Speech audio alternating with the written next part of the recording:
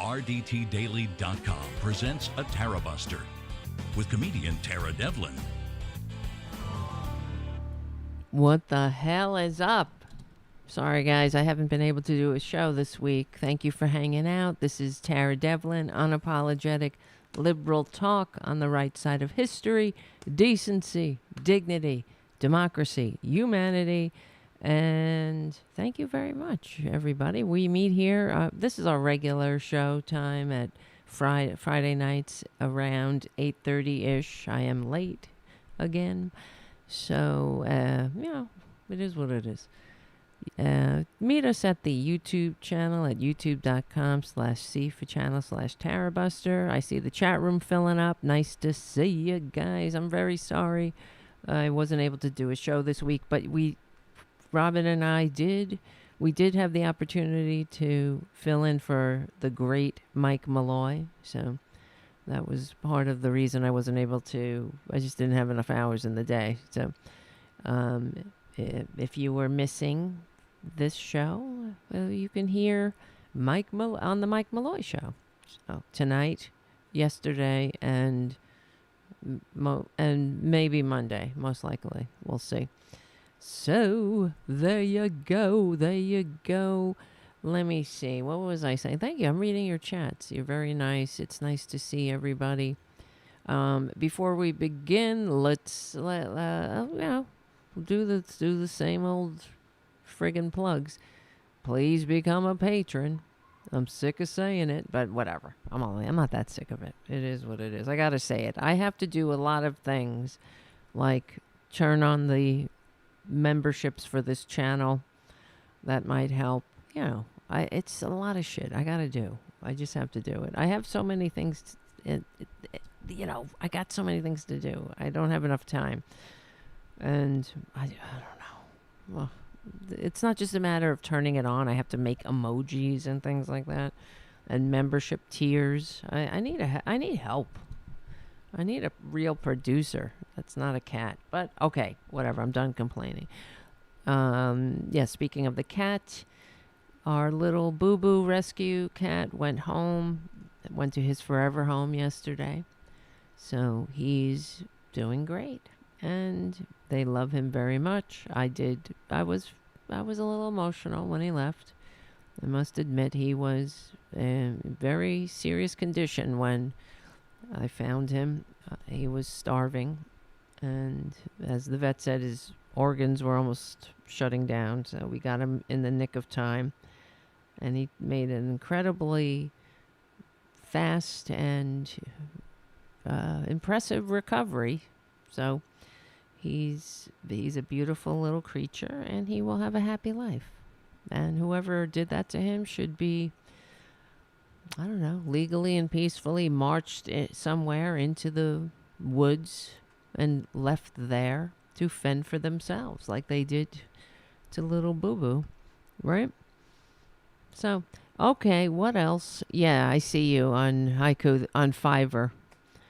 I've been looking. Here's the thing. I need to make shorts, too, of the videos. That actually helps. And that's another thing I have to do. And I went on Fiverr looking for people to do it. It's not that easy because I really want somebody. You know what I would love? I'm just dreaming out loud right now. If I could get somebody, if you know anybody, actually send them my way or recommend them.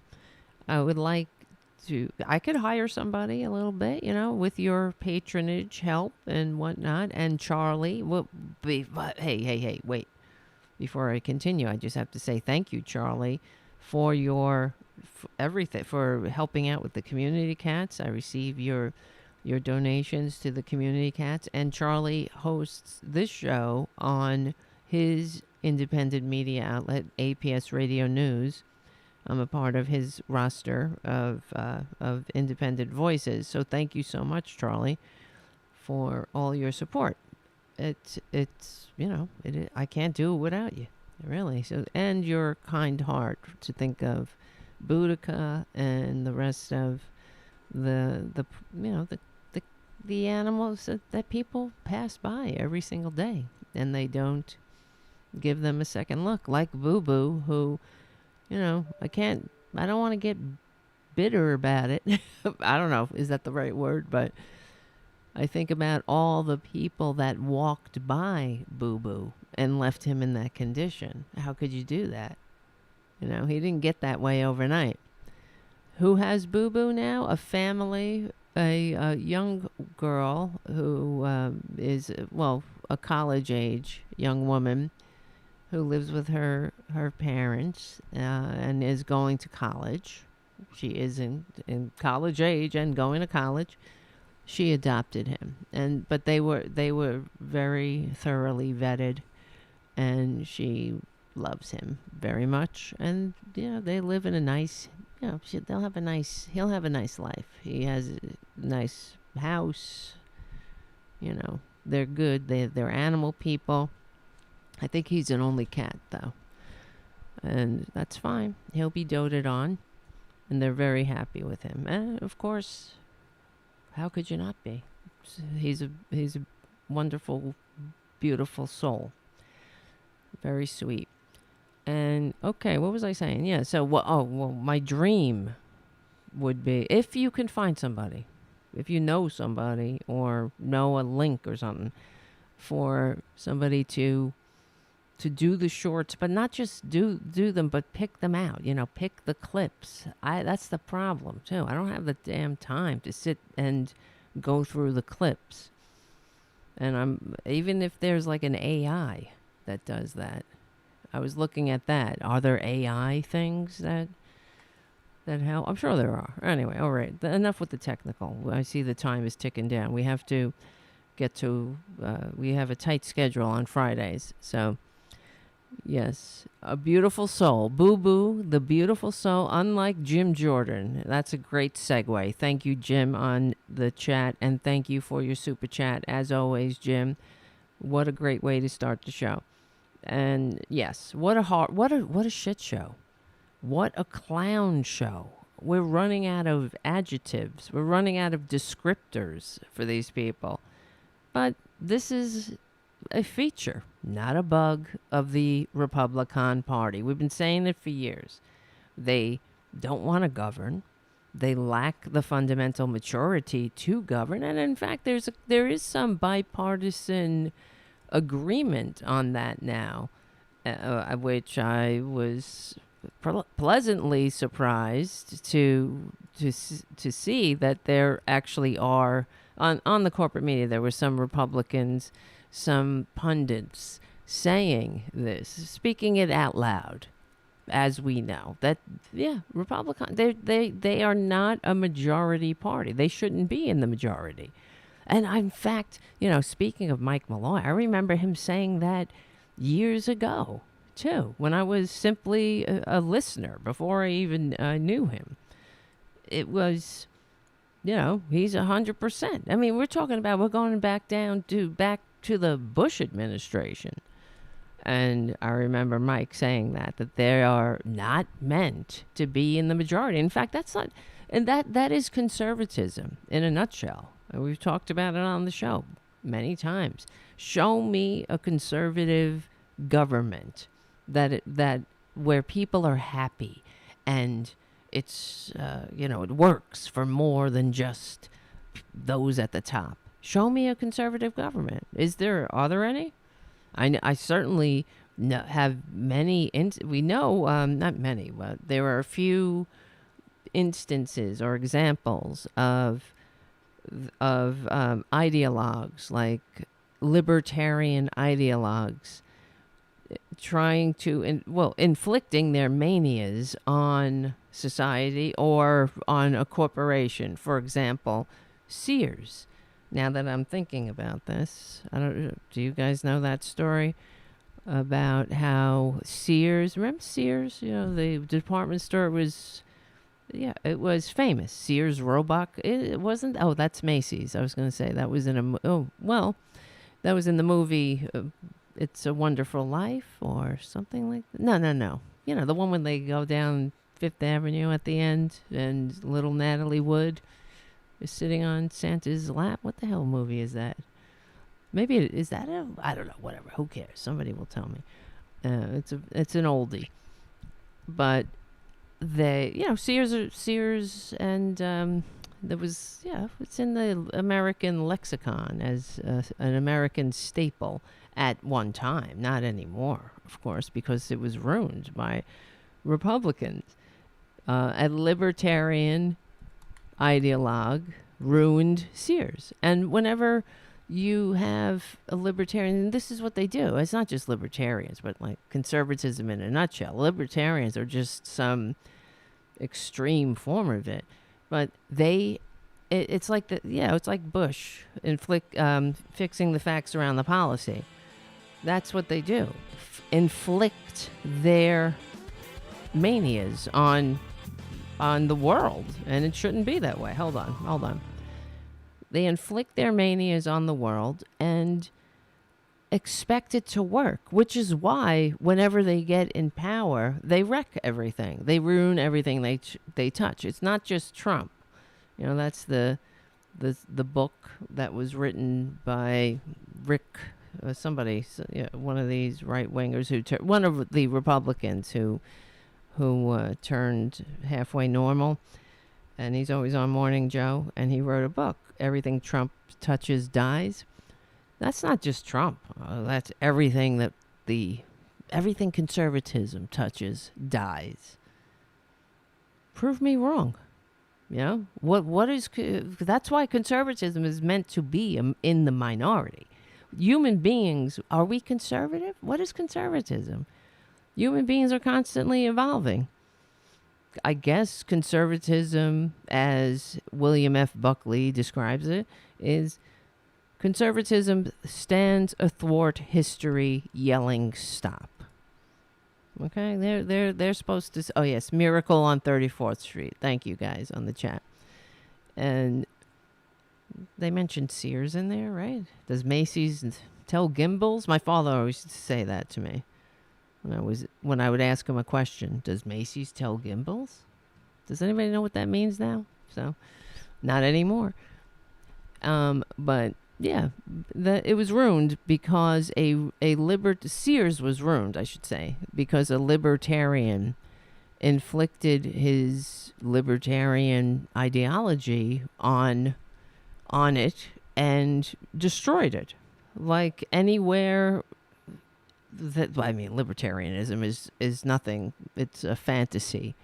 It doesn't exist except where you have idiots who inflict it on people, and let's see. Hold on, libertarian Sears. Let's see what happens. Yes. Wait. Libertarian. How? I'm asking the AI. Libertarian ruined Sears. If you don't know this story, it's pretty goddamn telling, or it's a good example. Yeah, Ayn Rand kills Sears. This is from Salon. This is years ago, 2013, so you might not have known about it. So it says, Eddie Lampert, the legendary hedge fund manager, was once hailed as the Steve Jobs of the investment world and the second coming of Warren Buffett. These days, he claims the number 2 spot on the Forbes list. He has destroyed Sears, the iconic retail giant founded in 1886, which used to be known as the place where America shops. America now avoids Sears at all costs, thanks largely to Mr. Lampert and his love of twisted economic logic. A bit of background: Lampert cut his teeth on Wall Street at the risk arbitrage desk of Goldman Sachs under Robert Rubin. Okay, blah, blah, blah. Who cares?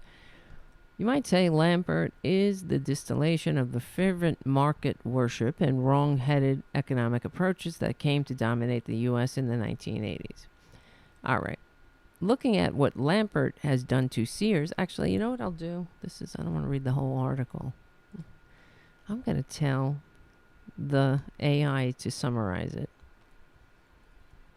summarize this mofo. Okay. It says that Eddie Lampert, the former CEO and chairman of Sears, attempted to create the Ayn Rand model of a giant firm at Sears.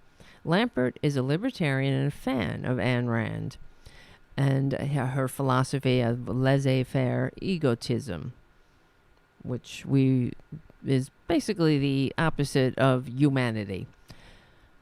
He set out to create a radical restructuring of the company, which had been tried at giant industrial conglomerates like GE, but never with a retailer. Lampert's focus on data and numbers, short-term profits, and competition between different units within the company hurt Sears' long-term prospects and contributed to its decline.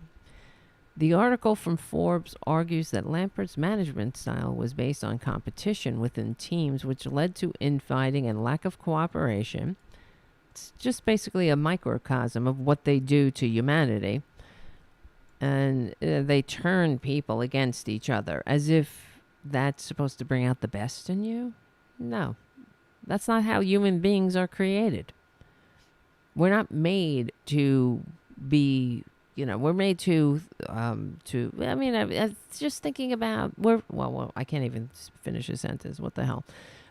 We're made to cooperate, right? Alone, we can survive, perhaps, but together we thrive, I think, right? Isn't that how we were created? In fact, I was listening to some podcast about, I love this, one of the podcasts, I love the History Hit Network podcasts, and one of the podcasts is called The Ancients, and they were discussing how to survive the Ice Age or whatever, and the historian was talking about how our early ancestors, not even before they were Homo sapiens, had to how did they ever survive in the cold Arctic places where people shouldn't exist? And they did it through cooperation, and they were discussing how they, of course, would hunt woolly mammoths, which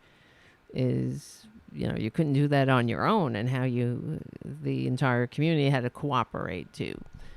And of course, it's all speculation, but there's no way that one rugged individual would take down a woolly mammoth. They had to work together, because what do humans have? And they did it with spears and not really much else except their wits and cooperation. So, and in fact, because he was saying there is a myth that early humans would push woolly mammoths off a cliff to hunt them, and that's been debunked. So it's all right, whatever. You hear what I'm saying. Republicans, let's get back to what we're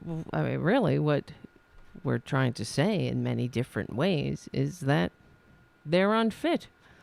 They are anti-human. In fact, one of the things that they were saying about this chaos in the House that they're creating is that it's not only is it the Democrats' fault, but it's also because they are a bunch of rugged individuals. This is, I suppose, a talking point they've all kind of agreed to glom onto, whether one of them overheard the other doing a Fox News hit. They're like, yeah, I like that.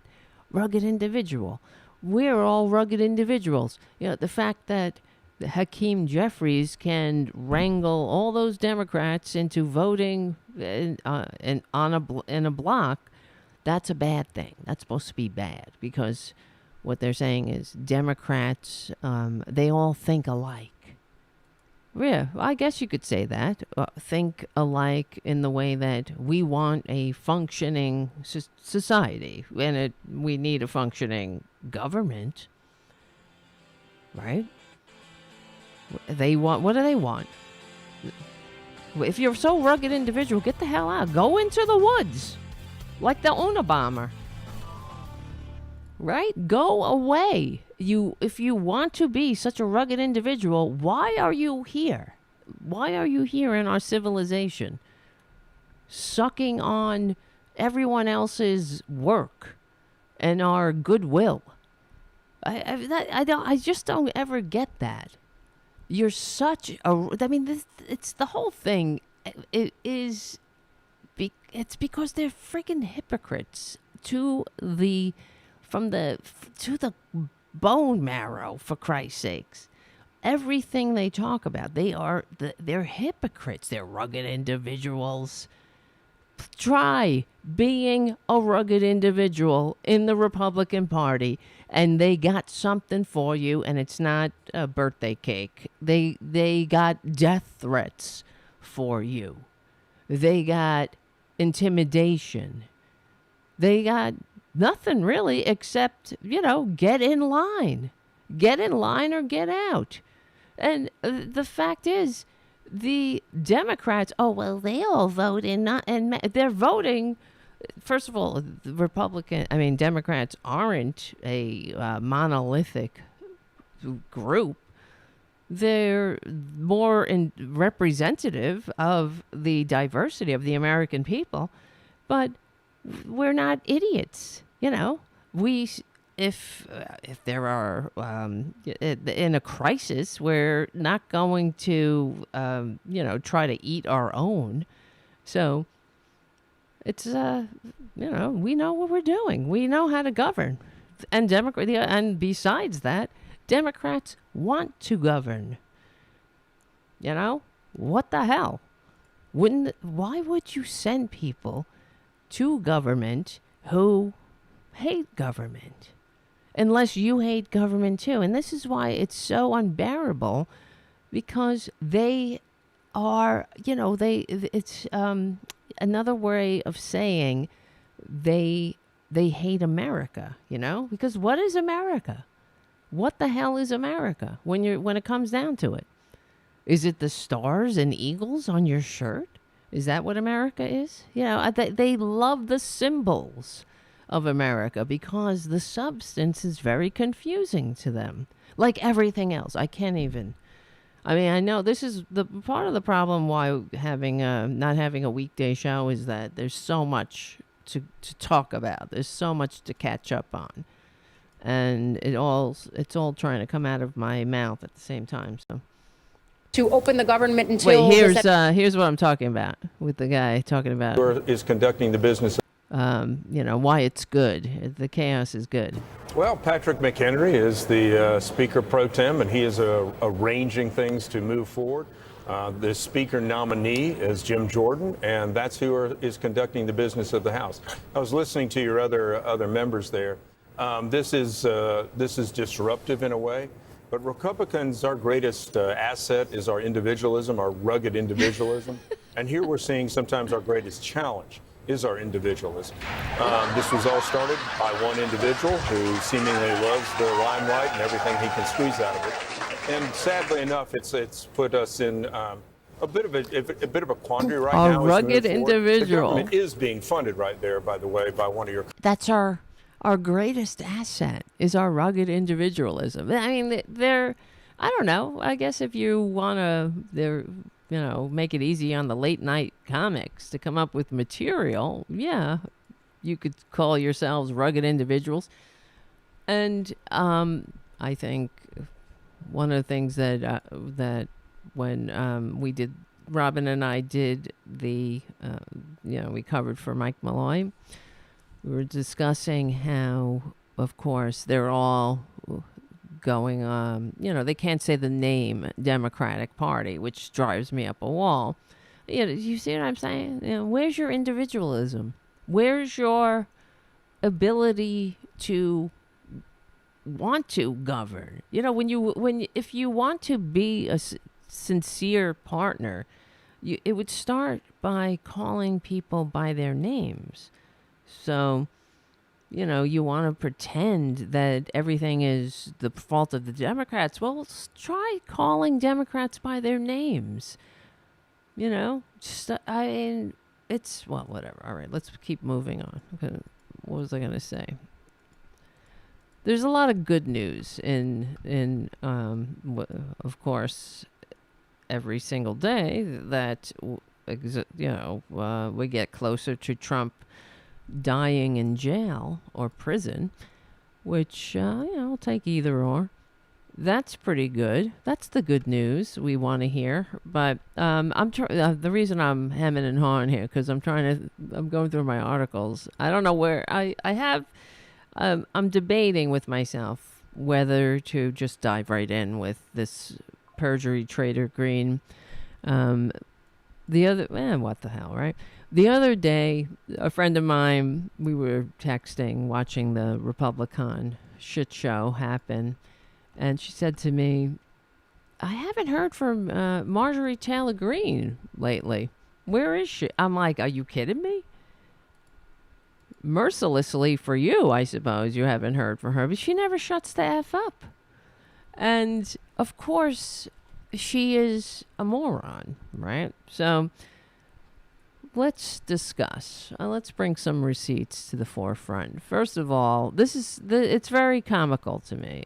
It made me laugh. I guess that's good, because a lot of times I think the clown show would be funny if they weren't so dangerous. And maybe I'm laughing more at it because they're being exposed more. I really have to assume, I don't know. I live in New York, so I live in this bubble of basically normal people. There are some Republicans here, of course, but they're not as, well, not all. I mean, you got to go to Staten Island for that shit, but I might be in a bubble, but I have to assume that the rest of the country, the normal people, the semi-normal people, must be sick of them, sick of the clown show, and how obvious it is that they're out of their league, that they have no business being in Congress. Wait, hold on a second. Oh yeah, for example, what I was going to say, I think I breezed over, is that there's bipartisan agreement that Republicans don't deserve to govern. Like, here's from the Daily Kos. It says, Jim Banks of Indiana sounded particularly agitated on Thursday as he pushed back on the proposal to enlist bipartisan support for granting more powers to Speaker pro temporary, whatever, Patrick McHenry, who's more or less a placeholder. What they're doing right now is walking the Republicans off the plank, Banks said, decrying the effort. We don't deserve the majority if we go along with a plan to give Democrats control over the House, and it's a giant betrayal to our Republican voters. Yes, the writer says, yes, they don't deserve the majority, but not because they're simultaneously incapable of nominating their own leader and unwilling to seek Democratic help to fill the essential position. The best thing they could do, and this is me talking, not the article, is come up with some power-sharing agreement with the Democrats, and then they might seem somewhat worthy of being representatives, of being in Congress, right? That's what I think. It might prove to all their skeptics that that they actually do want to govern, because right now they're not governing. They can't. But this is it. This is really the extreme of them hitting bottom. It had to get to this point, just like it had to get to the point where they elected an outright con man to be their standard bearer. You understand? You know what I'm saying? Because their entire platform, I'm just looking for a word, their entire agenda is a con. It's always been a con. There is no trickle down. What is trickle down? It's a con. What is, whatever? What else? Well, I guess that's their major thing. But everything that they've ever proposed is all bullshit. It's bullshit. It's all a show, and all they do is wait. When the Democrats get back in power, the Democrats pass legislation, and then for the rest of the time, the Republicans sit on the sidelines and throw stones and and roll it back and make it suck. Right? Like, for example, during the second near Republican Great Depression in 100 years, when we were on the brink. Now it's called the Great Recession, right? But we were on the brink of a depression. And they, of course, the Democrats, hold on a second, I'll be right back. I gotta get smoother there. I'm out of practice for a week here, so the rescue plan that the Democrats put forward was an actual real plan to help people. And what did the Republicans do? And then it always drove me up a wall, because Obama was constantly, reaching across the aisle to these morons who don't want to govern. And he reached across the aisle and he put all this horrible Republican ideas into the rescue plan. Like what? Like tax cuts for the rich.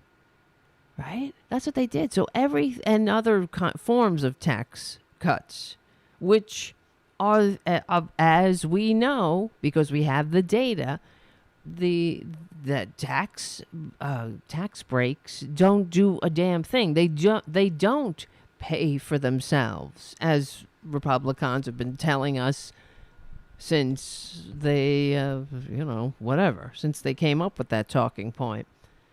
There is no trickle down. Tax cuts don't pay for themselves. It doesn't make the entire country economically vibrant and upwardly mobile to funnel money into the hands of the rich. But that's what Republicans did in the rescue plan, because they're not trying to rescue anything. They're trying to pretend that their ideas have any merit, that their ideas work, and they don't. Like Sears, for example. You can write a bunch of shitty books about Atlas Shrugged. Oh, you're so put upon. You're gonna shrug. I wish they would already.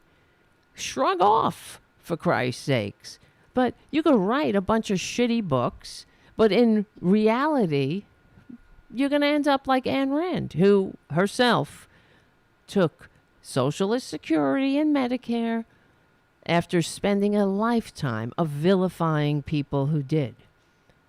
So, and that is the Republican Party in a nutshell. Hypocrites, incapable of governing, and they want all the benefits of civilization, all the benefits that Democrats, that liberals, progressives, normal people provided, fought these conservatives to make to bring to reality, to bring to fruition. They want that. It's like the pre-existing conditions protections and all of the provisions of Obamacare that Republicans cry about. Oh, they hate Obamacare, but they love all the actual policy in Obamacare, Now, never ever come for their pre-existing condition protections. Well, who the hell, who gave you that? Obama. And they don't even have the courtesy, the manners, the maturity to say thanks. And not just Obama, of course, Nancy Pelosi and others, the Democrats. What do they do to Nancy Pelosi? Thank you. How do they thank Nancy Pelosi for allowing these ingrates, for fighting the idiots that the ingrates send to Congress, for fighting them, so they can help the morons who continue to slit their own throats, right, to get their diabetes medicine and not be penalized for pre-existing conditions, not get kicked off their health insurance because they need it, right?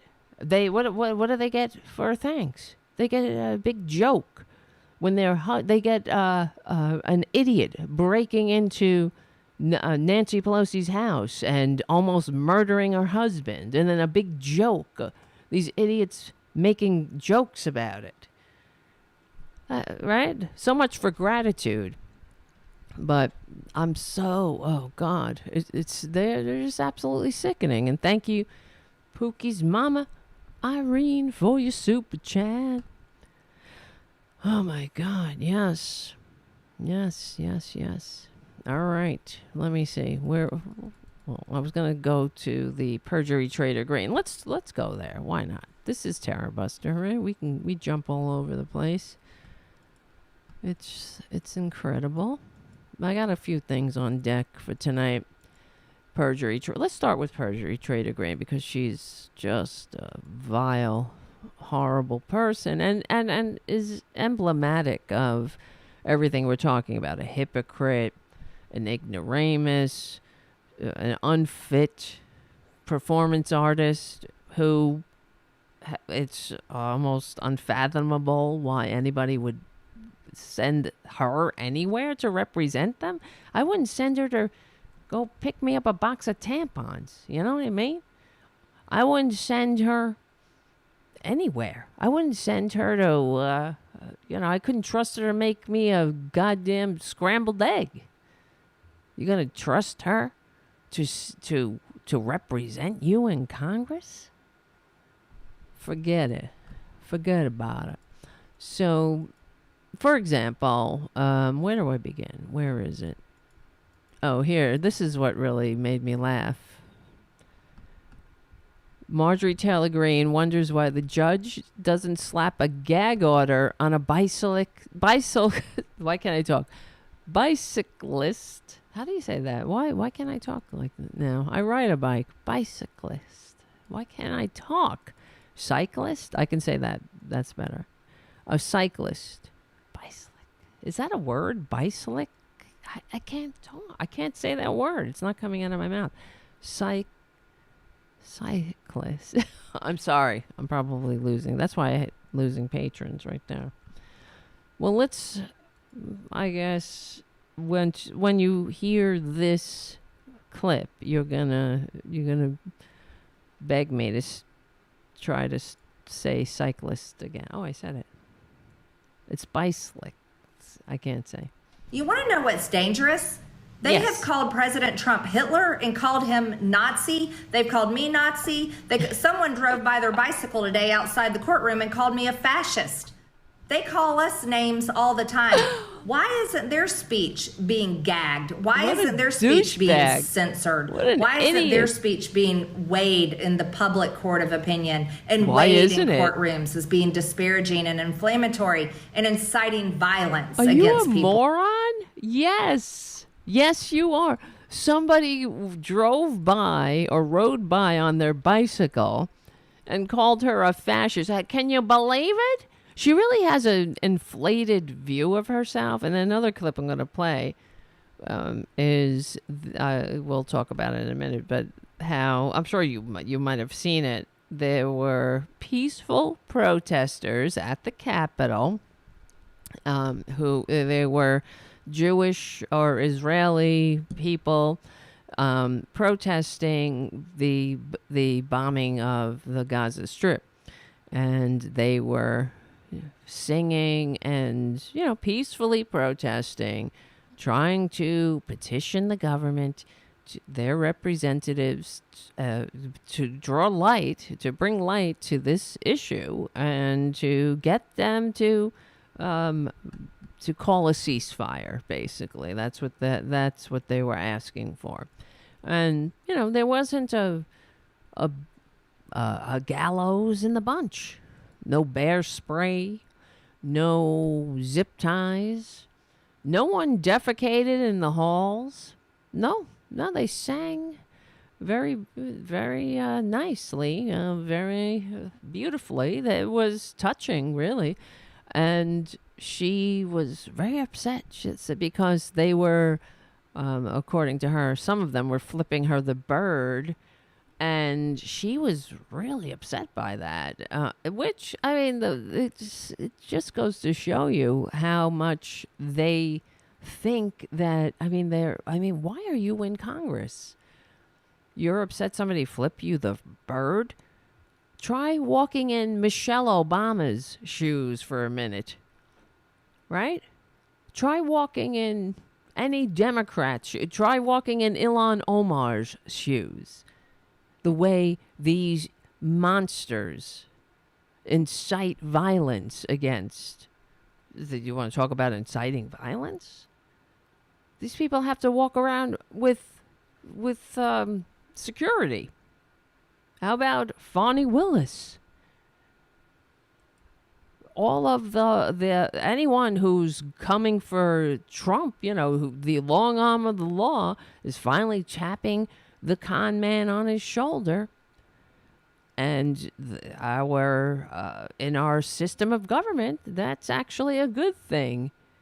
With that, no one is above the law, but Republicans, they're unleashing their violent mob on whoever, who, I think I'm just looking it up because Trump, in fact, doxed Letitia James. Oopsie, he said it was an accident. How many believe that? They want anyone. They want people to be intimidated and scared. So this is fascism. Hold on. But I love how Perjury Traitor Greene is. She's so clueless. They called me a fascist. How can they call me, of all people, a fascist? I don't even like gazpacho. I don't drink gazpacho or whatever you do with that. How can I be a fascist? They know nothing. And as evidenced by the fact that they call everybody, now Republicans, as you've noticed, I'm sure, Trump, Perjury Traitor Greene, especially because she's an exceptionally stupid person, legally and peacefully. She calls everyone fascist now. It's because I know you are, but what am I? I'm rubber, you're glue. Whatever you say bounces off of me and sticks to you. That's the Republican motto, right? I know they like to say they're rugged individuals. They're not, of course. They're overgrown toddlers who think they're in, I guess, the schoolyard. That's all it's about. That's why they don't want to govern, because it's a performance. They like the perks of the job. And in fact, I was on Reddit, and I saw this picture. I should have grabbed it now that I'm talking about it. But it was a picture of George Santos, which is another case in point. Why the hell is he still in Congress? Why is there a George Santos in Congress, right?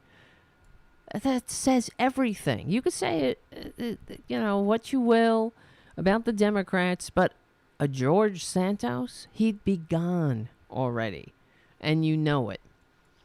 And let me see if I can find this picture. Well, I'm not going to try too hard.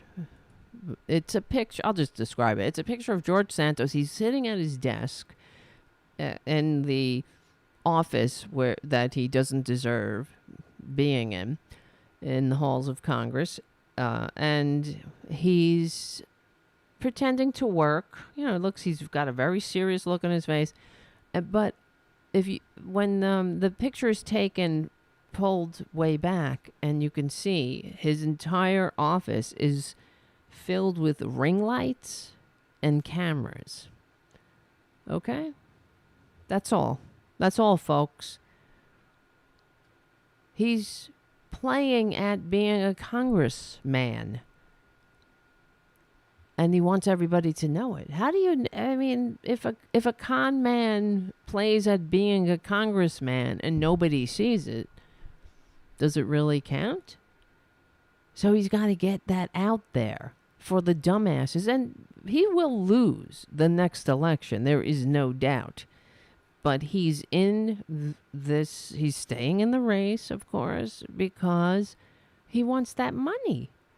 He's never made so much money in his life. And now, as we know by the superseding indictments, will he have access to people's credit cards?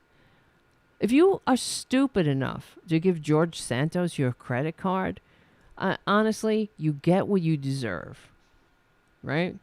But this is who they are. The Republicans, they'll give money to people like George Santos because they think, I mean, when I think about it, I try to unpack them and do my Psych 101 analysis on them. Well, 201 analysis. And I think that they're doing it, just for the attention, for the money, for the power, And wait, hold on, you guys are distracting me. Who's in there? Who's in the chat? Diva cups? You're talking about tampons and stuff in there? Anyway, all right.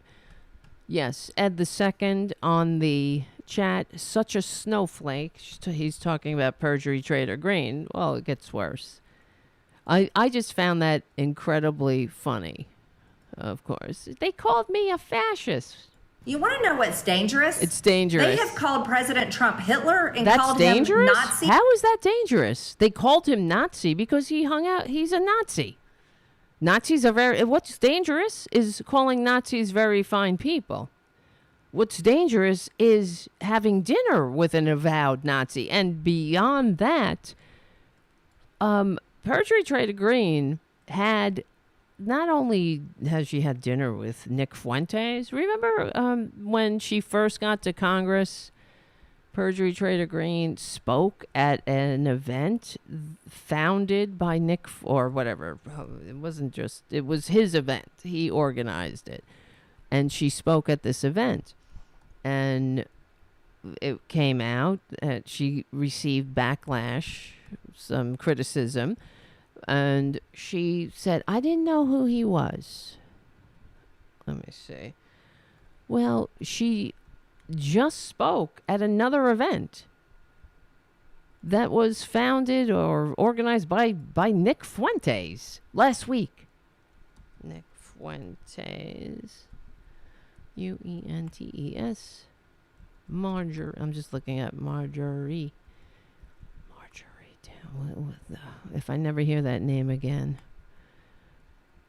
it'll be too soon, right?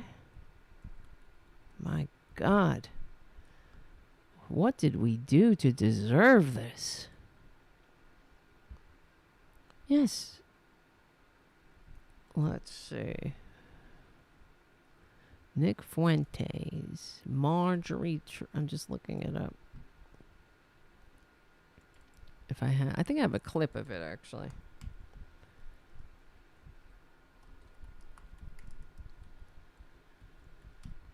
Yeah. Here it is. Do you know what it's like to be canceled?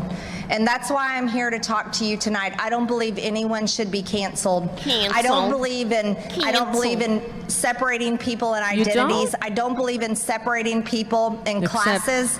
Please. But that's what the Democrats believe in, because that's what Marxism is. That's what communism is. Is that what it is? Tell me.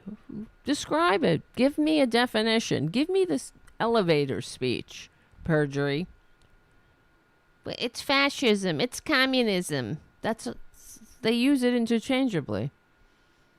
That's what it is. It's everybody the same. Like when they're voting, they all vote the same instead of us. We're not. We're free because we're in absolute and utter chaos and can't fucking organize lunch, much less a modern nation. I wouldn't even trust them to organize a lunch. They wouldn't be able to do it. Yes, so Greene has spoken at events organized by Nick Fuentes, including the America First Political Action Committee, which means Nazism, and America last, America hate America, and turn America into an authoritarian dictatorship. That's what it is. He's openly said it. And one of the issues, I mean, we know how the corporate media sucks, but they criticized, of course, Trump when he had dinner with Nick Fuentes, but because he's an avowed anti-Semite. That's only one aspect of his filthy Republican personality. The other aspects, or whatever his ideology that he spreads, is the destruction of democracy. And he openly talks about it, that we need one more election and we'll get Trump in and then we'll cancel all elections. It's not even a secret. That to me is as dangerous. You know, the anti-Semitism is just another symptom of a bigger issue. I mean, he's just a Nazi. He's a Nazi. He's a fascist. Greene has spoken at events organized by Fuentes, including the America First Political Action Conference. She's employed a web and graphics designer who collaborated with Fuentes and received money from Fuentes for her scummy squatting in the Congress campaign. Greene has downplayed her association with Fuentes and his views, claiming that she did not know. Right, that's all. That's the Republicans. You see, they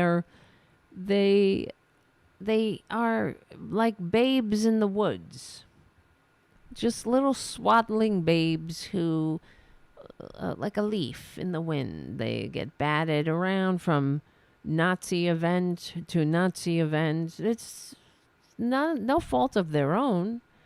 Whenever the wind blows, they find themselves next to a Nazi and someone's taking a photo. They're over here with a Nazi. They're over there. Everywhere a Nazi. It's just all a big mix-up. They have Nazis at Maramoron. They had an event last week at that Roach Motel down there. And there was a Nazi. They had a Nazi on the bill. They're not even hiding it anymore. Well, sometimes they try to hide it. Other times they're like, Nazis are great. They're very fine people. I was allowed to believe. That's what she said, right? I allowed to believe things. That's another of Perjury Traitor Greene's greatest hits. When she apologized for the Jewish space lasers and whatnot, you know, they backtrack, take no responsibility. Why can I type? Allowed. I'm trying to find this. I got to get these clips on a better system so I can find them immediately. Damn it.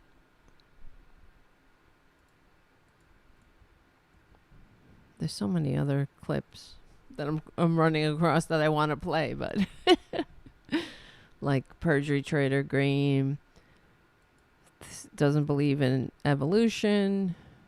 Perjury Traitor Greene says the COVID virus is a bioweapon. Perjury Traitor Greene believes that January 6th was a trap deployed by the FBI to trick people into committing crimes and to frame Donald Trump. No, we're just trying to get universal health care, bitch. You know, we don't got time to frame the con man for crimes he's already committing serially since the day his bitch mother inflicted him on this world. I hope she regretted it. But yeah, he's done more damage than, I can't even think, than any human being, probably. How many human beings can boast killing over 1 million people? Helping to kill over 1 million people. Without apology either. And then how many, human beings can boast that, and then other assholes are going to vote for that? That in itself should have been it for you're a patriot. If you're a patriot, you don't vote for somebody that killed 1 million of your fellow Americans. You say, oh my God. Wait, oh my God, I just turned on a Julie Green video, who is a MAGA prophet. Okay, we'll get to that in a minute. I'm just trying to find you guys. Where's my people? There we are. Okay. Haiku, he left. Haiku has left the building. See ya soon. And nice to see you, Mark. Mark C is here in the chat. Yes. Right. Mark C says, we might get lucky this time, but a smart Trump can be lurking out there. We know how many Americans like to play footsie with Nazis. It's true. That's the thing that terrifies me. I guess it's only one saving grace of Trump is that he is such an inept moron. In fact, that's what Mitt Romney's book, apparently, he just came out. And where you been, Romney? Right? I guess he's supposed to be one of the good ones. But I would have to tell you that he voted for Trump. Did he vote for Trump 2 times? I'm sure he did. Mitt Romney's new book says Trump is not smart. He's not smart, it says. You just figured it out? He says that he initially vacillated on the subject of the con man's intelligence. According to the name of the book is Romney: A Reckoning. Kushner had once told Romney that his father-in-law was being strategic by acting obscenely because it drew attention to his message and helped rally supporters to his side. It's like a roach motel. So does a fly strip. But I wouldn't base government policy on a fly strip. So does, a corpse attracts maggots. But, you'd like to shoot higher.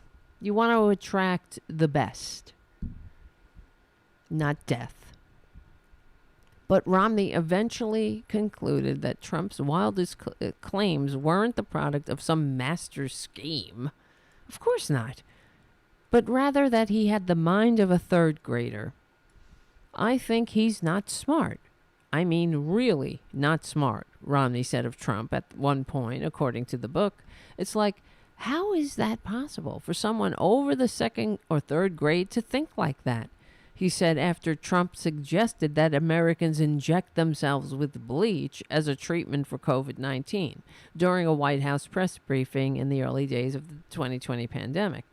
Reckoning is based on dozens of interviews and blah, blah, blah. The book also details a phone call Trump made to Romney after he announced his campaign for Senate in 2018. Trump endorsed Romney's bid at the time, despite Romney's criticisms. Romney accepted the endorsement, but their relationship soon soured, probably because Romney wasn't licking his balls fervently enough. On the call, Romney and a campaign aide stifled in laughter as Trump boasted about his follower count on Twitter and mixed up units of measurements in bragging about his administration's rollback of a public lands declaration in Utah. What a dirtbag. They rolled back public lands. Yeah, they stuck it, didn't it? Wasn't that? I don't even want to get into it because we're gonna go down another rabbit hole. But he took away Native American land or something like that, and they're just a bunch of scum. He did it because he knew it was gonna annoy people, and it was good. It's good according to a con man who cares nothing except for greed, filling that rapacious gullet with money, because he's a soulless parasite. That's it. That's all a parasite thinks about. Leech, the only thing a leech dreams about is blood. That's Trump. He's like a one-hit wonder. The only thing a dullard parasite in the form of a loosely form of a human dreams about is sucking money, putting money in that hole, that empty, hollow well, that bottomless pit that will never be satiated because he's got nothing else going on. He's stupid. Everybody knows he's stupid. To know him is to know how stupid he is. Does anyone have you heard him? I haven't met him, but there's no great scheme happening. Oh God. Well, look at who. Speaking of attracting flies to a fly strip.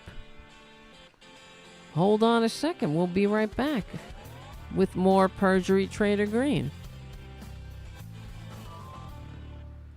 Yeah, that's not exactly a great, enticement. So Perjury Traitor Greene dimly wonders why the judge doesn't slap a gag order on a cyclist who called her a fascist. I found that hilarious. Why aren't they? You know what's dangerous? You want to know what's dangerous? Yeah. They have called President Trump Hitler and called him Nazi. That's so They've dangerous. Called me Nazi. Someone drove by their their It's not as dangerous as some maggot breaking into Nancy Pelosi's house and almost murdering her husband. Oh, you know what's dangerous? Stochastic terrorism. That's dangerous. Posting a picture of yourself next to the New York district attorney holding a baseball bat. That's pretty dangerous. Calling for death threats, calling for the head of the Joint Chiefs of Staff, saying that he would be executed in other times. Executed for stopping the con man's coup or not going along with it. That's what's dangerous, Perjury. Today outside the courtroom and called me a fascist. They call us names all the God. time. Why isn't their speech being gagged? Why they're isn't not in court, you dumb bitch. They're not under indictment in 4 districts. There's no they don't have 91 goddamn felony criminal indictments. You stupid troll. Legally and peacefully. I mean, I'm sure you're a nice person. I don't want to get dinged on YouTube again for bullying. Did you know that happened? They shut the channel down for a week because it was a video with Perjury Traitor Greene. They said I was bullying her. Well, they called me a fascist. Somebody must have reported it. That's probably what happened.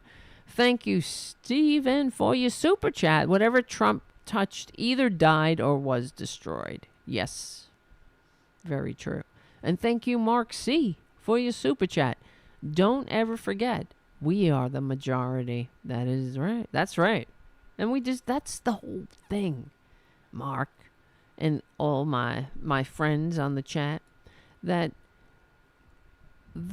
what we're witnessing again is the tyranny of the minority, the broken system, and it's broken because there's so many, because when the Republicans get into the system, they fuck it up from the inside, and they ensure that they'll never ever be able to be challenged, and they gerrymander, and they voter suppress, and they rig the system from the inside, so we are effectively under the tyranny of the minority. There is no, for example, Jim Jordan. He is a shining example of the tyranny of the minority. He shouldn't be in power. He is in such a ridiculously gerrymandered district that we can't do anything about it. If all things were fair, Republicans would never hold power again. And they know that. And they also have no decency. You would think, someone with integrity, it's they know it's not about winning, right? It's not always about winning. It's about how you win. That's what you teach children. Sure, anybody can win, but if you're playing a baseball game, you don't go out there and grease the ball or trip your opponent or mess up their gear just because you want to win. You play fairly and squarely, and then the victory is legitimate, and you feel good about it. You say, "Oh, I won. Oh, that's great, wonderful." But with the Republicans and Trump and these billionaires and all they rig the game. They want the thumbs on the scale. It doesn't seem to bother them in the least. It's like George W. Bush being installed in the White House despite receiving fewer votes. Trump being installed in the White House despite receiving fewer votes. Jim Jordan, he's got no integrity. You think wouldn't you feel bad a little bit if you knew you're basically cheating? Don't you have any self-worth? It's like what we talk about with Uncle Clarence Thomas. Don't you have any? I know, getting tired of looking at MTG. Sorry, Stephen. I know, that's why I took her down. But don't you have any self-respect? Like Uncle Clarence being kept as a pet by billionaires. When do you say, "I'm sorry, I could take care of my own mother. I'm a grown-ass man with a good job. I don't need your money"? Don't you have any decency? No, they don't. It doesn't matter. It's the ends justify the means. All right. So here's Perjury Traitor Greene. She's very upset. You must have seen, or maybe you didn't, but now you're going to see it because I had to see it. So you got to see it. She, as you know, Republicans, their what do you call it? Their motto is, "I know you are, but what am I?" And now everything's an insurrection with the Republicans. When you are protesting, like the Tennessee 3, that's an insurrection to them. They want to, because they have nothing. They need people to be confused. They need to create false equivalencies, so there's never any repercussions for their abhorrent actions. So there were protesters at the Capitol calling for a ceasefire. And let's see, where is it? Insurrection! Perjury Traitor Greene melts down over a peaceful pro-Palestinian protest. Let me see. I have it. I know. You're going to see more of Perjury Traitor Greene's head. I'm very sorry, but it is going to be played any minute right now. As soon as I fucking dig it up, here it is. What's happening on the third floor? What's happening? Her voice, too. Okay, so we have an insurrection happening in the Cannon building. Oops. This is the march outside. That was my phone. What is going on here?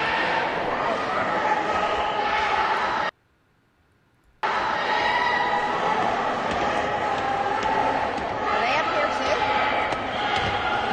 There's an insurrection happening. Why isn't anybody arresting them?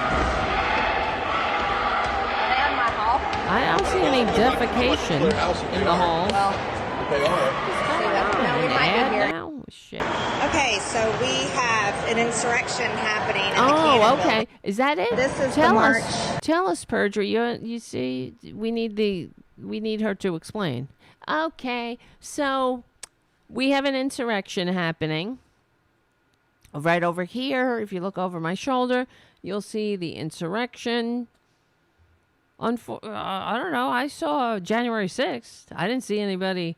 I didn't see any members of Congress being able to stand in the hall saying, all right, everybody, there's an insurrection happening right over here. I saw them running for their lives. I saw all of them, even the ones that later on said that it was a peaceful tourist visit. They were there barricading the doors with the Secret Service with their guns out.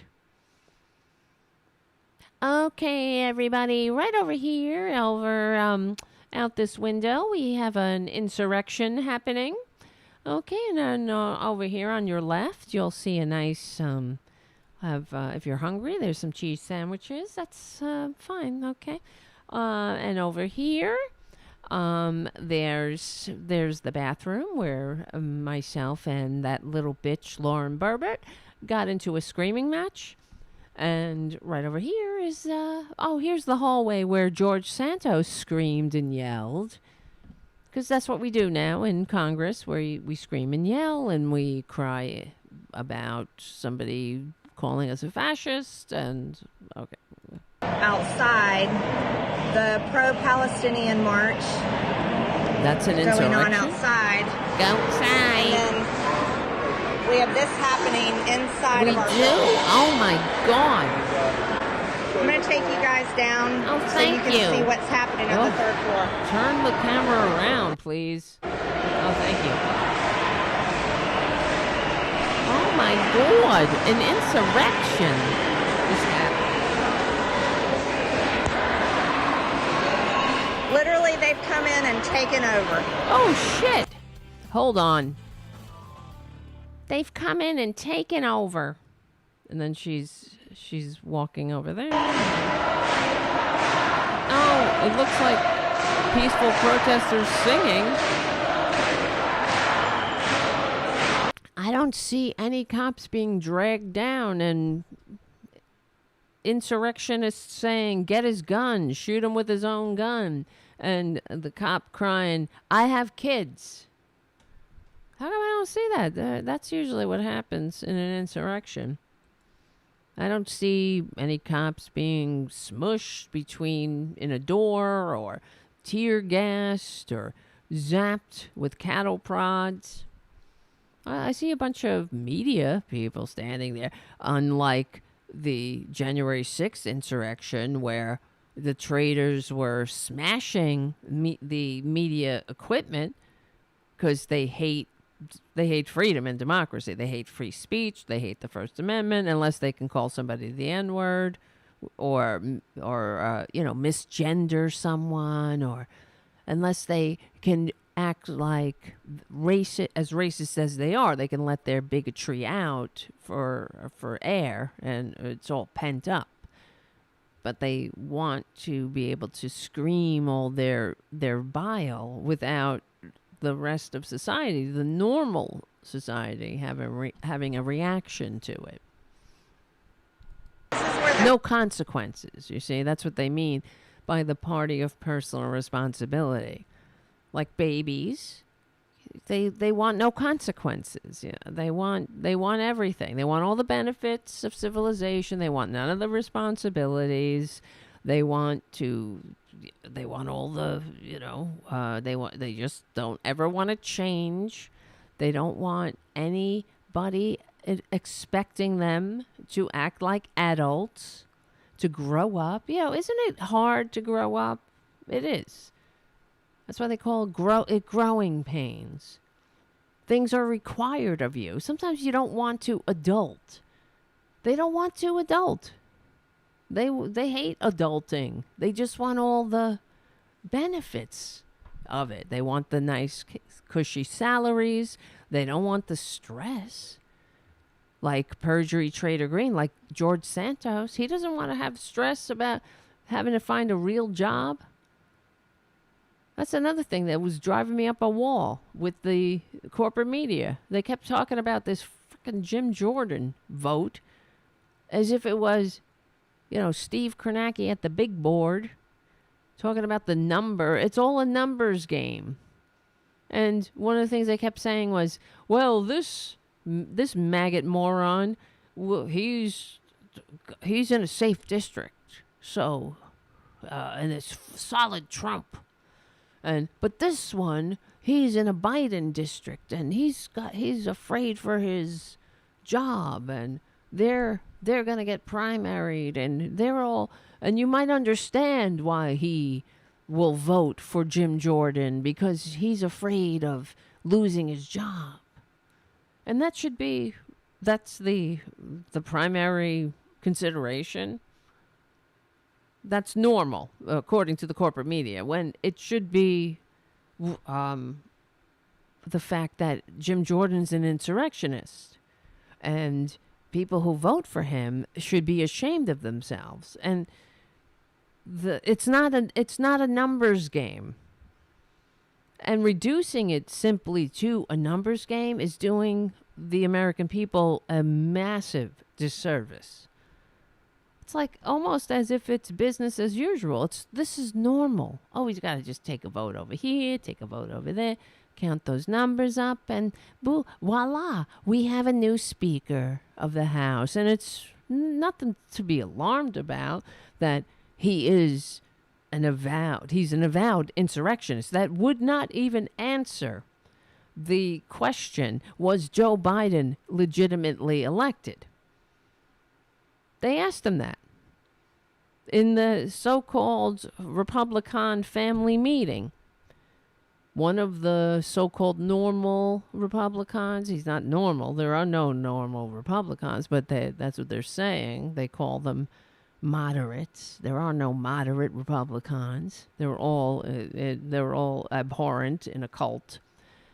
If you voted for Trump, you're not a moderate. You're part of the problem. You're an insurrectionist.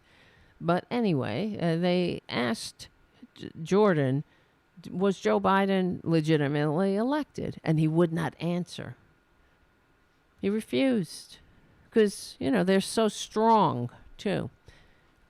In there. They're rugged individuals. In there. They're, showing us all how to be men.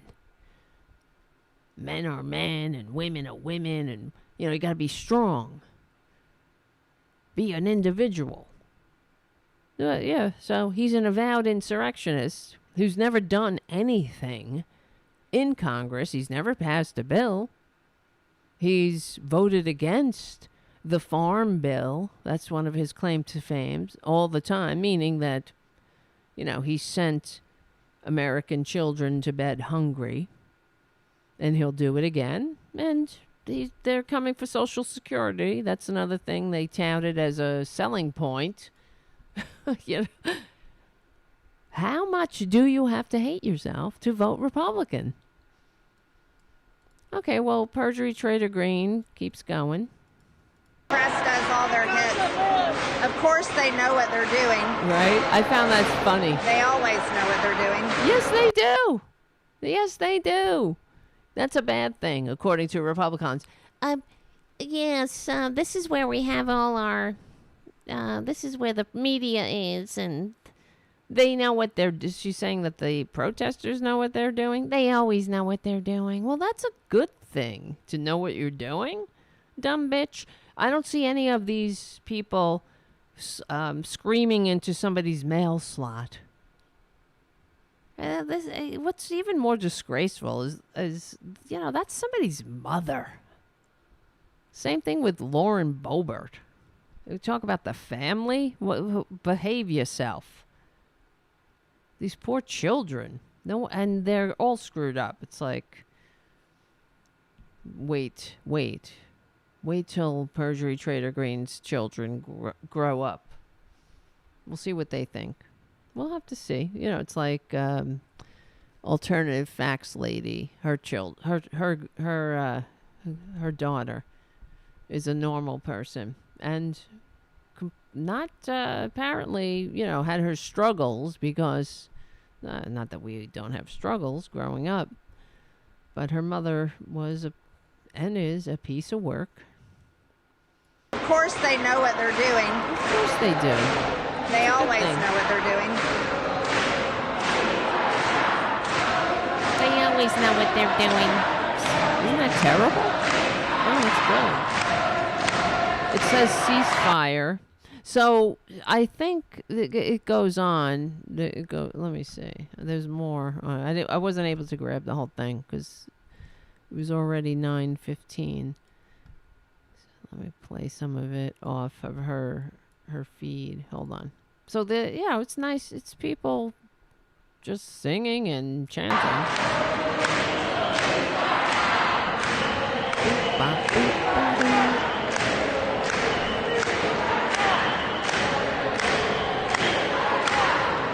Okay, whatever. And then she goes out. I guess she sees that it's not getting the bang for the buck that she wants. So she goes out on the porch there on the stairs. Ceasefire now, they're chanting. She gets very upset that they're giving her the finger.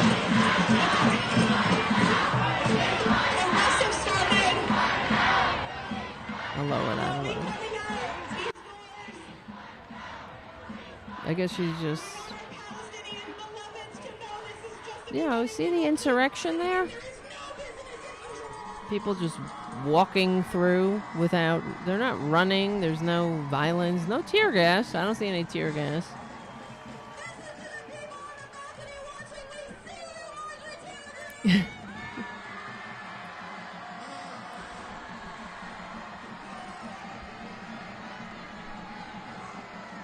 Now she gets upset.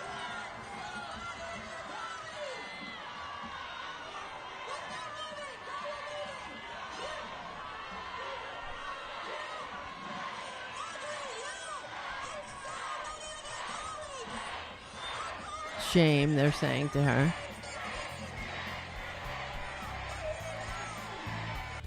Oh, and that's the end of the Progressive Voices part of the show. Sorry about that. I didn't time that pretty well, but Perjury Traitor Greene gets very upset that they're calling her, they're giving her the bird, and she's like, me, of all people, a member of Congress. Can you believe it? No, I can't believe you're a member of Congress. All right, we will win. Thank you for hanging out. Thank you for your support. Thank you, Charlie from APS Radio News. We stick together, we win. We're on the right side of history, decency, dignity, democracy. Go to youtube.com/c4channel/Tarabuster and watch the fucking show. I was going to say, all right, whatever. I'm slipping tonight. I am slipping. We see you, Marjorie Taylor Greene. I know. I feel like I gotta wash my eyes out with soap.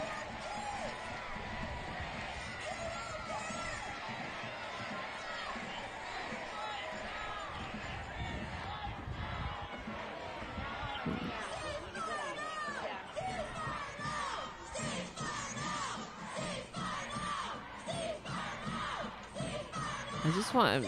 I should have cut this down. Sorry, guys. I wanted to get to the point where she's like, they're giving me the finger and they want peace. These are pro-Palestinians and they want. They're against Israel. They're pro-Hamas. See, this is because Republicans, you know, and the truth, they don't exactly mix.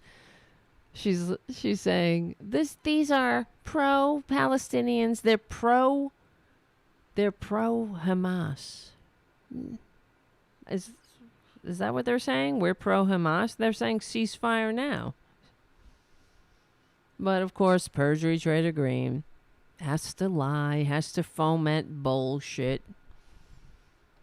Because she's not getting what she wants, you know. She's showing this protest, and it's not an insurrection. She's like, come on, guys, there's an insurrection happening. There's no insurrection. We see it for ourselves, Perjury. And so she has to go on and double down and start saying that, oh, they hate Israel. They're Jewish. This is a Jewish group saying ceasefire now. It's not about they hate Israel. They love Israel. They're just concerned about genocide. They're against Israel. They're pro-Hamas. They're pro-Hamas. Yeah, you must be if you say ceasefire. You gotta be for the terrorists. See their signs? No, we can't see their signs, bitch, because you're far away. See their signs? That's another thing you guys know it gets on my nerves in general about Republicans, about the media, about they just throw shit out there. You see their signs? It's like nobody's ever seen. It's the worst. It's terrible. Well, tell us. What does it say? Trump does that all the time. They do it on corporate media. They just assume or whatever, however they frame it. It's like they're assuming you know what they're talking about, but they're not explaining it. So it becomes a Rorschach test where you, the viewer or the listener, whoever, project their own, you know, whatever their vision is on what they're saying. And that's designed purposefully. It's propaganda. But she can't help it. She's not thinking like that. This is who she is inside. So she's like, you see their signs? Well, no, we don't see them. Tell us what one says. Ceasefire now? Ceasefire now. Okay. Oh, well, that's the one I saw. But you're not telling us. Anybody see their signs on her live stream? And she's very far away. Ceasefire now. And they don't like me. They hate me. They're shooting me birds, yelling at me. Yeah. Like any patriot would. Like any American. Anyone who loves America, who loves humanity. Yeah, Perjury. Yeah. She's very upset. They're shooting me birds. It's like that guy on the bicycle who called me, a fascist. And nobody gagged him. Can you believe it? There's no gag. How come there's no gag for the rando on the bicycle? He could just call me a fascist. How come there's no repercussions for him? You see how stupid these people are? Well, because, Perjury, we live in a free society. And somebody can ride a bicycle and call you a fascist. They can. You know, they can't, sticks and stones. They can't get off that bicycle and punch you in the face because that's illegal. But they can say, hey, Perjury Traitor Greene, you're a fascist, and ride their bike. And guess what? No court in the land is going to put a gag order on them because we're a free society. That's freedom. Maybe there'll be repercussions. See, that's what they want. They are so fascist, they can't help it. They would like a gag order, right, for people. They would like people to be afraid to say what they feel. They want that chilling effect, but they would also like there to be real consequences for upsetting your betters, like Perjury Traitor Greene.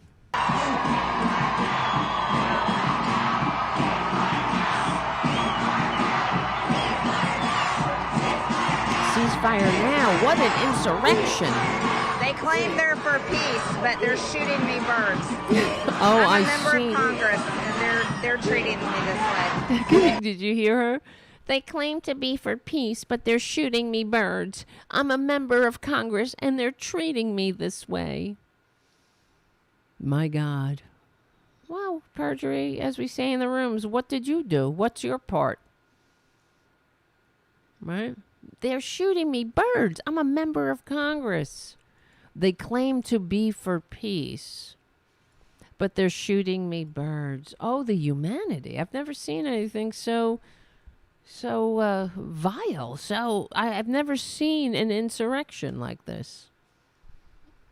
No, really, I've never seen an insurrection like this because it's not an insurrection.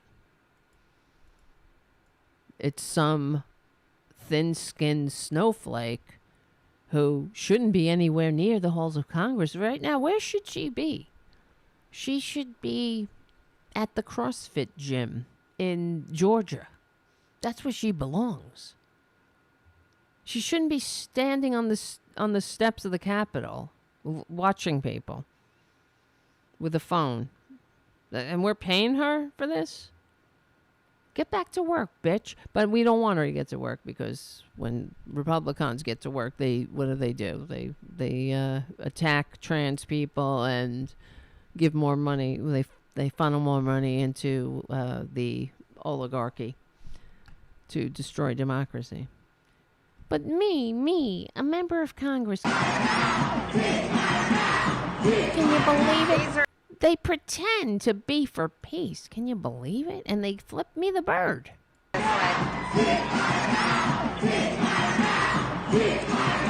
are pro-Palestinians claiming give back their stolen land. Oh, God. Is that how you talk in Georgia? Land. Do people? That's not even an accent. Is that an accent that people share?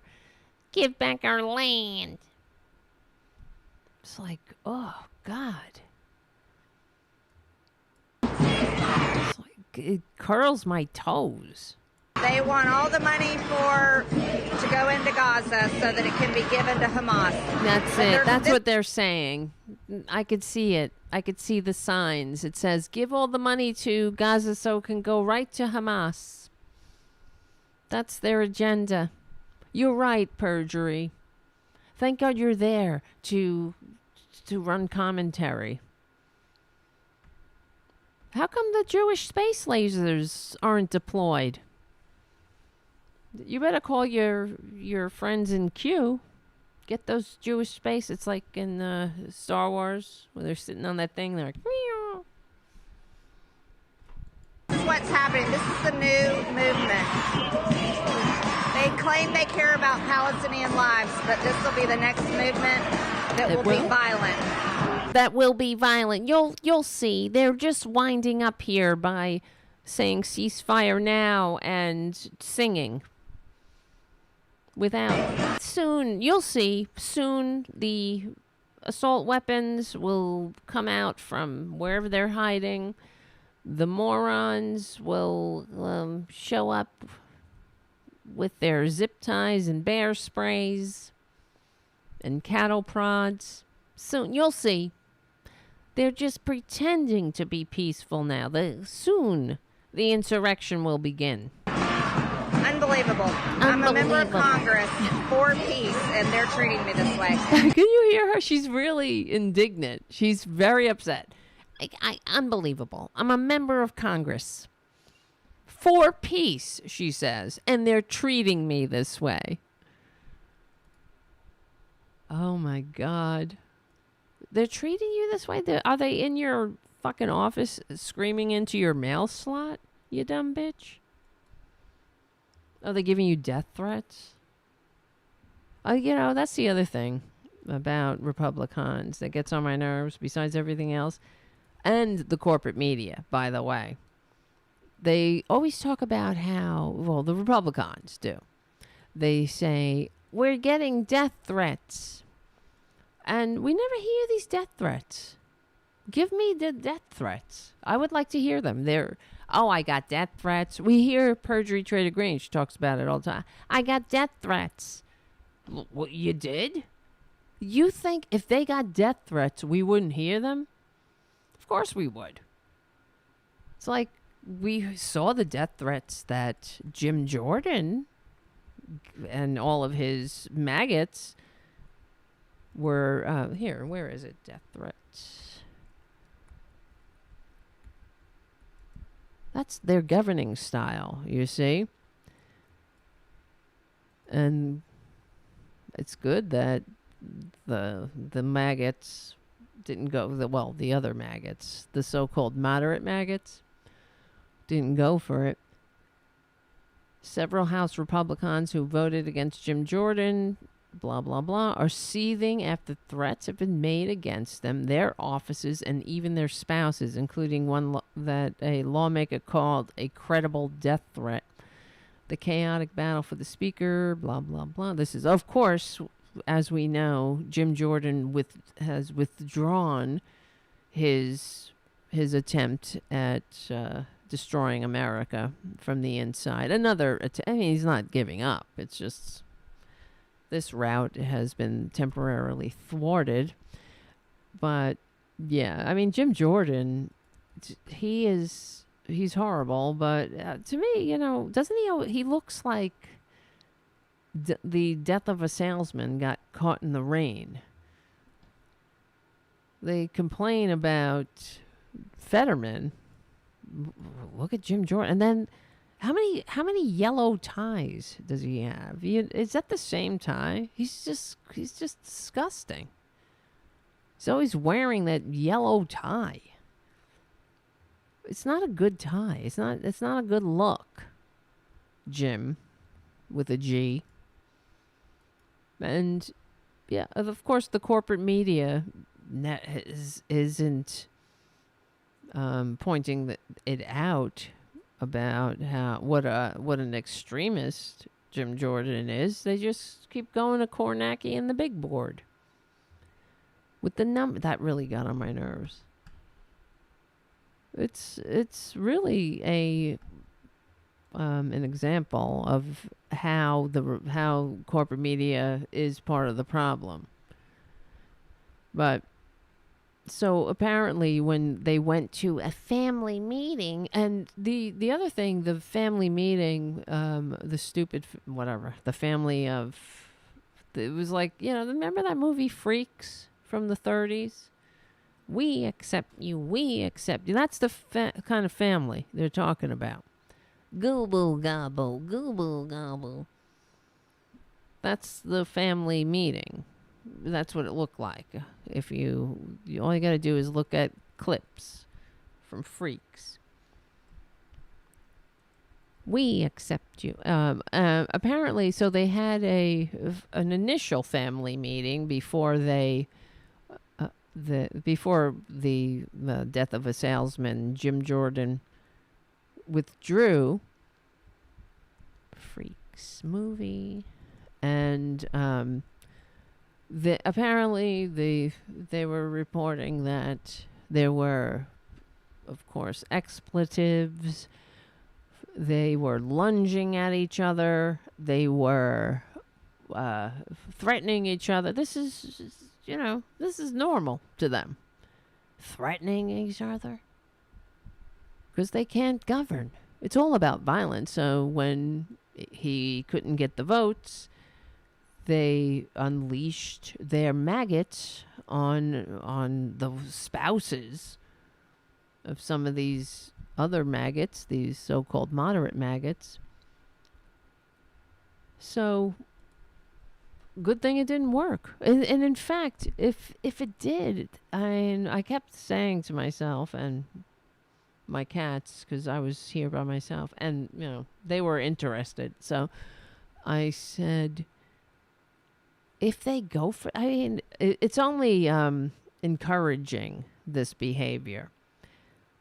If they fall for Jim Jordan's tactics, it will enable it, of course. And they understood, the cats. They got it. But let me see. Unfortunately, right wingers, they don't seem to catch on. This would never be a thing, unless Trump, ran it out for, what am I trying to say? He took it for a test drive. Violence as a tactic, because they are an authoritarian cult at this point. And this is what you do in an authoritarian government. You don't settle your differences legally and peacefully at the ballot box by any means necessary. You settle your differences through violence, through threats, through intimidation.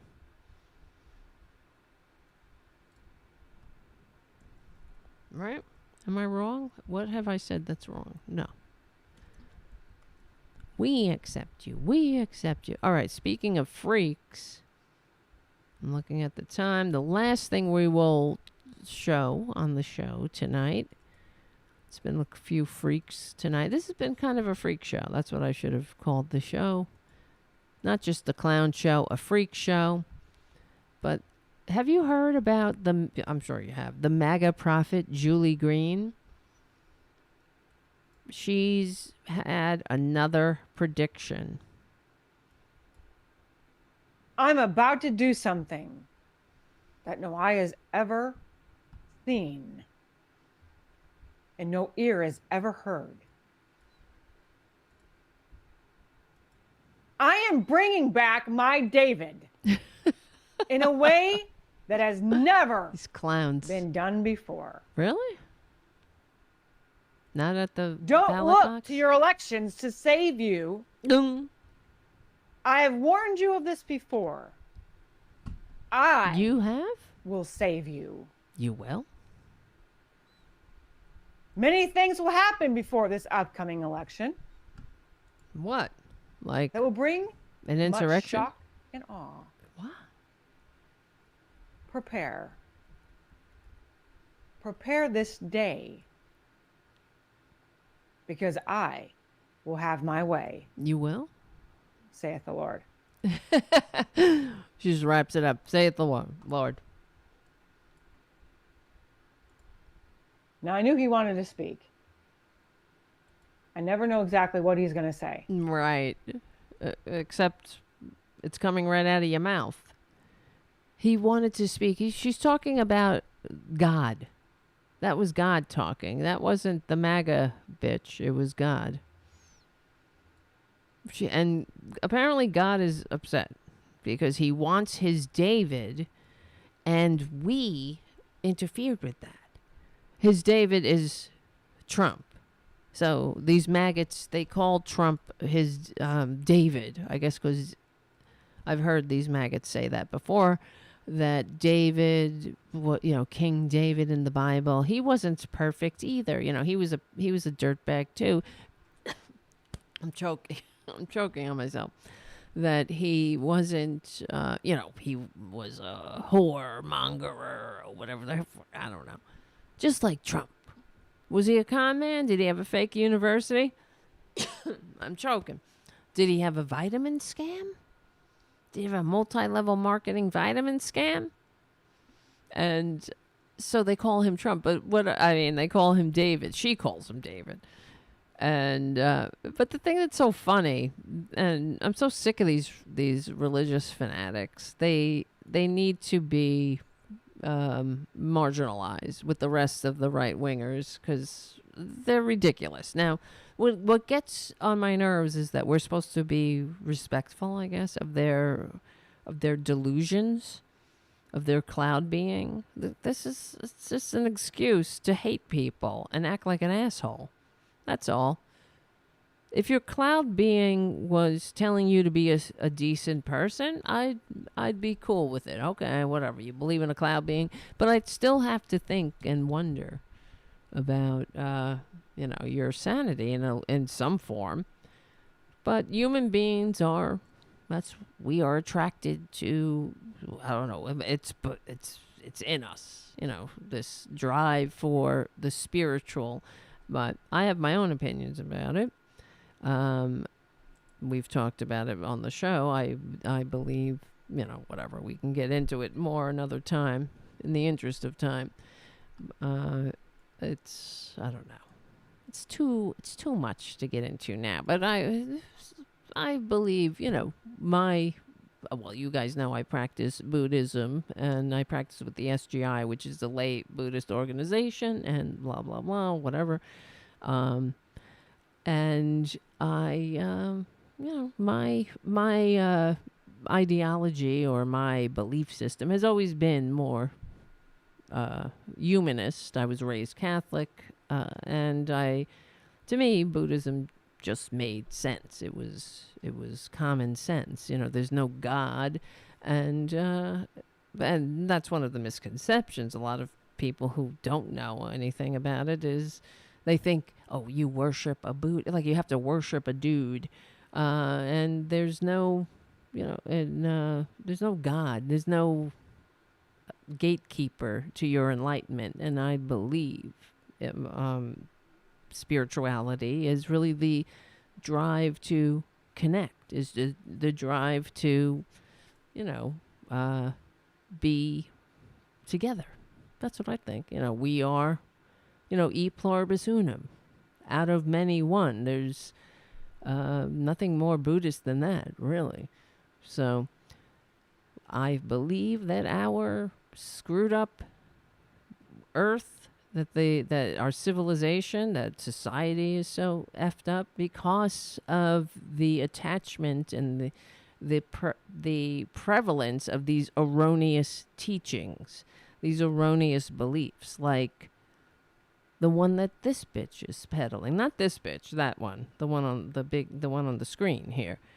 And Catholicism, even though I was raised Catholic, but any religion that teaches you that women are less than, or there's some kind of hierarchy, and a man is there's some man in a dress and red shoes at the top, is, kind of, to me, missing the point and leading people astray, especially, now, where we shouldn't be, looking for some man to save us, some man on a cloud. And that's the whole thing with authoritarianism. That's why they want somebody to save them from having to have the responsibilities of democracy, the responsibilities of adulting,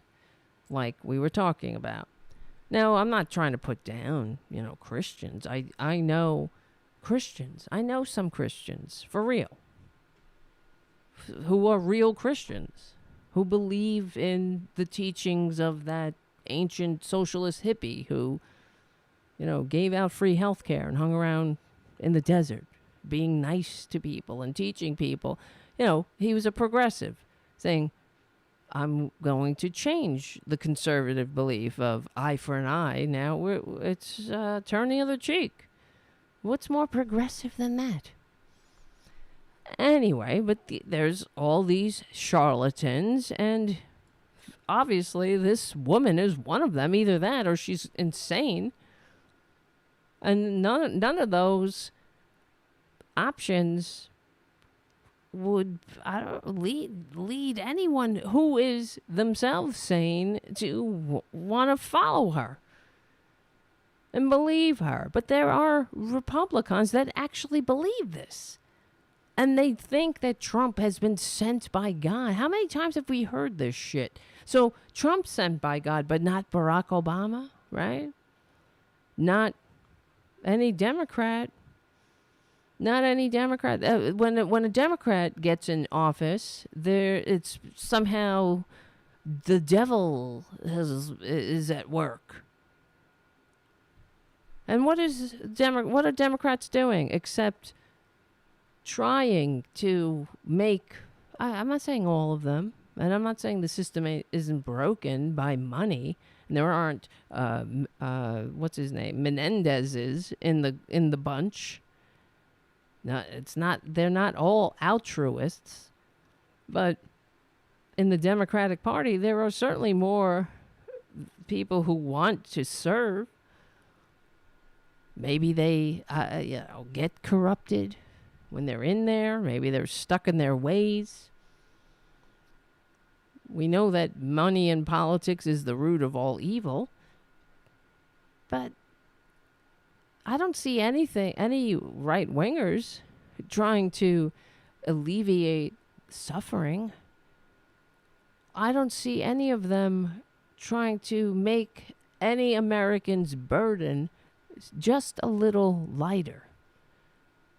All I see, and maybe you can, if I'm wrong, you can point me in the right direction, but all I see are when Republicans get their way, they try to make it harder. They try to make your life this blip of time that you're sharing with them. They try to make your life a little bit harder, less dignified, less freedom. And I'm not talking about the freedom to say the N-word without any repercussions, because that's what that's the kind of freedom Republicans are satisfied with. And that's what they've been taught to take. You know, forget the American dream. The American dream is now you can be an asshole without any repercussions. Instead of you can, when you think about what makes this country, or why would you be proud of a country? What are the selling points? That we educate each other. We have each other's backs. We don't leave people behind. You're not left starving in the streets. And like Paradu says in the chat, we'll trade democracy for N-word freedom.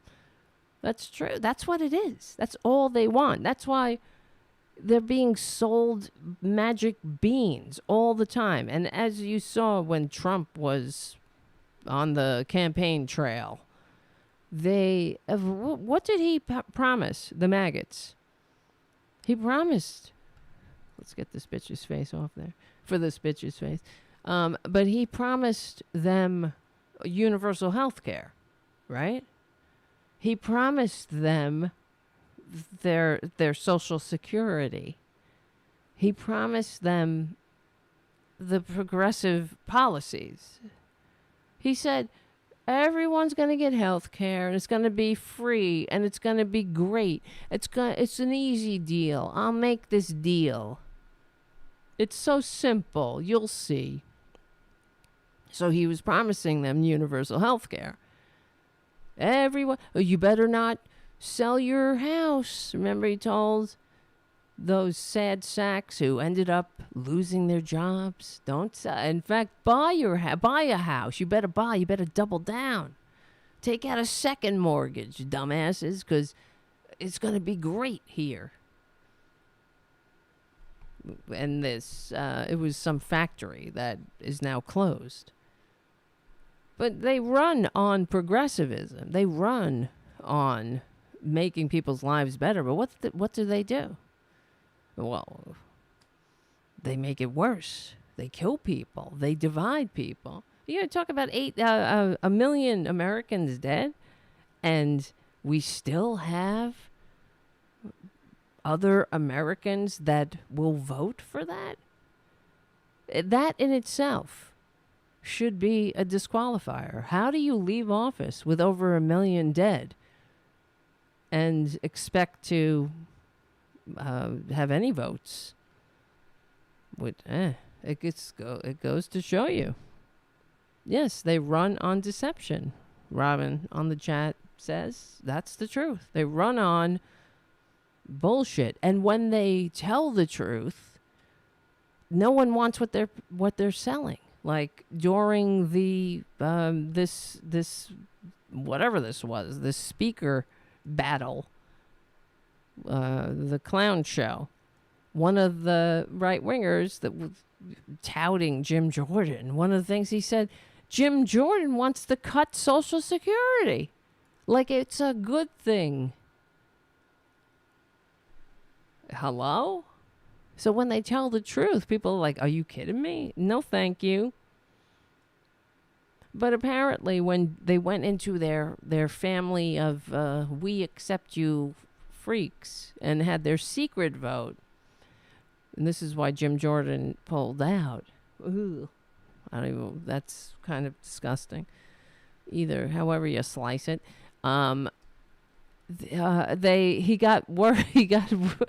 They had a secret ballot, and I guess Jim thought that they're too shy. Everyone wants to vote for me, but they don't want to admit it because they're such rugged individuals.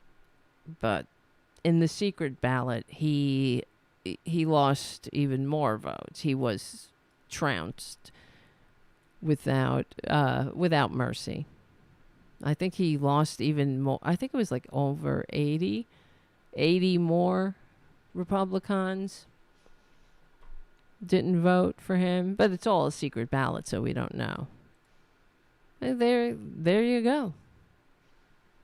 That's who they are. I mean, there's so many other things I had on deck tonight, but this week coming up should be a little less jam-packed as far as my schedule, so hopefully we'll have a show on Wednesday.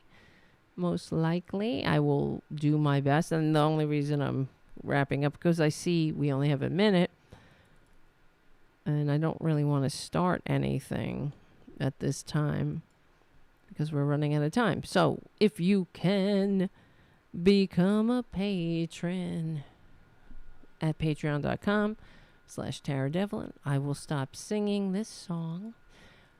And thank you, Charlie, for allowing Tarabuster to be on your platform, APS Radio News. It is very much appreciated. And check out the other independent media voices at APS Radio News. Charlie's a great guy. He supports the community cats. He supports Boudica. He loves Boudica, who is a very good girl. Oh my God, JD. I just saw that JD gave me a very generous one-off donation at the PayPal link. Thank you, JD. Damn, kid. JD, he can do things like that because he lives in England. He doesn't have to go on GoFundMe for healthcare. He doesn't have to beg on GoFundMe for healthcare. That's freedom, guys. I'm here to tell you. That's freedom. That's got to be, that's what it feels like to be free. To not worry when you get sick. Whether you have to declare a uniquely American medical bankruptcy. And thank you, Steve, on the, I see your super chat. See you next Tuesday. I hope you're not telling, I think you were talking about Perjury Traitor Greene, who is a definite see you next Tuesday. All right, guys, I got more stuff. But we will win. We'll get together during the week for another time of, I don't know, unpacking what it's like living in the last days of the American Republic. Hopefully not the last days. If we can smash legally and peacefully Republicans into the trash bin where they belong, we might have a chance. In the meantime, remember, we will win. We're on the right side of history, decency, dignity, democracy, humanity. My name is Tara Devlin. We stick together, we win. If you have anybody that can do shorts or whatever, let me know. And I will see you very soon. All right, my friends. Guys. Labour Party's going to get all the power back in the UK. I mean, I was talking to a friend of mine right before the show whose parents were from Norway, and we were both discussing, like, what the F? I think not his parents, his grandparents, like my situation, because my grandparents came here, my grandmother specifically came here from Ireland, and my grandfather. I never knew my grandfather though, because he died young. He died in his 50s. So I never met him. But my grandmother, she wanted to come here. She should have stayed in Ireland. Damn it. That's what we were talking about. And he was saying that he and his wife were considering going back to Norway because they can also get citizenship through the grandparents. And I was like, I gotta do that too. If I was only 20 years younger. That's how I feel. I wish I could. I wish I'd stop wishing too, but it would be, I don't know, if I fell in love with somebody from England. We got any English people, English lesbians out there that want to adopt me and my cats? Yeah. Terry says, yep, mine too, Tara, from Scotland. I never met my grandfather. Man, it's a shame. I never met either of my grandfathers. My other grandfather was an alcoholic who I never met because he died of the disease of addiction. So, all right, my friends. My cats are yelling. They were in the bedroom. I put them in the bedroom. Now there's a mutiny happening. Booty's in the bedroom. Junior's in the bedroom. The producer. Ray's in the bedroom. Francis, he stayed here because he was being good. Thank you, Stephen, for listening the whole time. I really appreciate it. Guys, I really, really love you all. And one of these days, these CDs are coming down. I actually put a down payment on painting this goddamn room and getting rid of them. But it's been... finding the date has been a challenge. Soon. One day soon. The whole place needs to be painted. It's ridiculous. That's another thing. You see what I'm saying? I got so much I need to do. All right. Don't we all? Thank you all, but let's all appreciate the moment. I don't know. What am I? Philosophing now? I'm a philosopher? I'm just a me. I'm not a philosopher. I'm a podcaster here. That's... All right, my friends. Love ya. Let's hang out this week because... a whole week between shows is just too damn long. Like, the rent is too damn high. Thank you for hanging out. And I will see you.